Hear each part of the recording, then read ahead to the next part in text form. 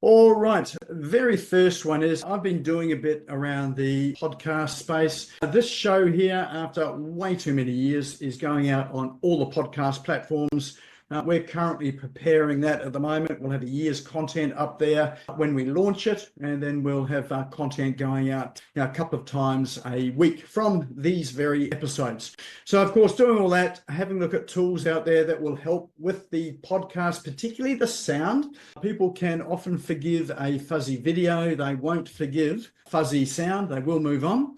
So getting the sound right is all important. So this tool here is one called Auphonic.com. And with this, you can drag your audio file up there. It's a web-based tool. You can drag an audio file up, and it is an AI sound engineer, and it will do things like level out all the the loud noises and the soft there. So give it a more even level. It'll take out the hisses and hums that are in the background. So if you've got a fan running, or you've got a lawnmower that starts up outside, it'll help to deal with some of those distractions as well. So it's actually a very good tool. I was impressed with the quality of it. I don't actually use this very much. My team use it, but of course I just can't help getting in there and having a bit of a play. And the good thing about this is it's a free tool. Well, you get 2 hours free a month. So, for a lot of what you're doing, 2 hours free a month can be good, particularly if you've got small, sort of 10-minute, 20-minute audio episodes, which often is all a podcast needs to be these days, because people are listening to it at the gym or while they're running or cycling or at the supermarket or dropping kids off so they can't hear them in the car. So, it's really the ideal podcast is that school run. Drop-off time, it's the time from home to school. So that's an ideal link. But this tool here, really good. If you want to try it out, as I say, 2 hours free each month.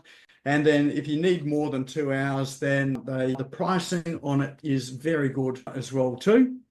And what's that, $11 a month. So for a podcast, all pretty good. So that one there is Auphonic.com. Now, these tools, we will drop these into chat. So at the end of the evening, you can save the chat, and you'll be able to click through on the links there and explore them at your leisure. Not sure where chat is. It is in your Zoom toolbar at the bottom of your screen. There are 2 little speech bubbles. It says chat underneath it. If you click on that, then you'll see that there are people introducing themselves. So feel free to do that. But we'll drop all the links in there so that you can click through on it for the end of the evening. All right, next tool I have for us is one called Tallo. So this is for those people there that would like to do business in other countries and people that speak different languages, like between Australia and New Zealand. Oh no, we both speak the same language. It doesn't do accents. So if you're wanting real-time translations, that's what this tool does. So Tallo allows you to hook up a bit like Skype or Slack or those mediums there, and you just talk at your normal rate. They've got a translator, an AI translator that is translating at the same time that you're speaking. So the video that I've got on the screen, I won't play it. You can go there and play it. It gives you a bit of a demo as to how it works, but it is real-time translation. So it's reasonably accurate as well too. Oh, I did accidentally hit that play button. And so you do get a 7-day free trial. So if you've got friends on the other side of the world or people that you don't know that you just want to ring up randomly, then try out this tool.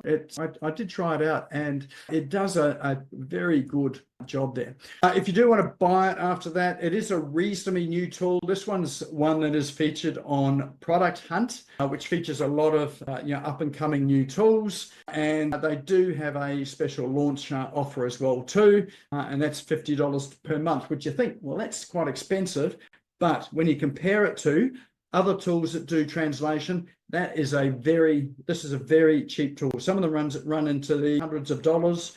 This one here at $50, if this is going to be a core part of your business, it's very good. I'm currently working with a business that has an arm in China, and so this is a great tool to be able to use, speaking to Chinese.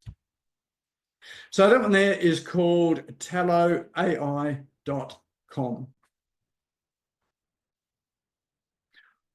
This tool here is called PressRanger. So it's not so much of a tool as a service.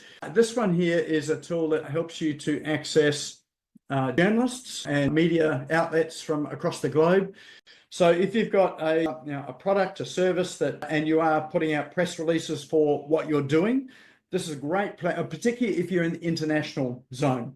This is a great tool because what it does is it brings together journalists and networks out there and PR agents and consultants that you can upload your PR pitches or press releases to. And so some of them are mainstream media, some of them are blogs or podcasts that are in your particular market or the sort of markets you're trying to get out to. So it's not a new platform, but it is a newish platform. But it's one that is competing against one called Harrow, which I think is renamed from what was that, PR Pitch, I think it was. So there are a few services out there. This one here has made it reasonably simple and easy to connect with PR agencies across the globe. There is a free version of this, so you can continue to use the free version. That gives you access to around about 500,000 journalist profiles, about 160,000 publishers, and 200,000 plus podcasts as well. There's sort of an inbuilt CRM too, so that the connections that you're making, you're able to save those and keep coming back to them and communicate with people there. But if you want even more with that there, you only get limited contact information on that free plan. It's enough there to contact them. But the pro plan, which is $79 US a month, so about $100 Australian or New Zealand a month, that gives you a whole lot more scope with it as well too. But certainly the free plan is enough there to get you going and to understand how the platform works and hopefully get some of your PR and pitches out there. So that one there is called PressRanger.com. For those of us that are a little more old school with our puzzle and not playing computer games, we've got this one here, which is a interactive puzzle maker. So I know, looking at the caliber of people that are on here, most of us will know what a crossword puzzle is. Most of us will know what a word search is or a jigsaw puzzle. A lot of the younger ones may not have even seen those before unless they've been to a museum, but this is the online version of a crossword or word search or jigsaw puzzle. The reason why I came across this is that my partner and I have instituted this thing called Date Day once a month. Actually, I had no involvement in that at all. She was the one that came up with it because I spend all my time in front of a computer screen. She wanted to have an opportunity to spend some time with me, funnily enough. So she implemented this, which is a great idea. And what she did with me the other day was she was giving me a clue as to what we're doing at the end of this month.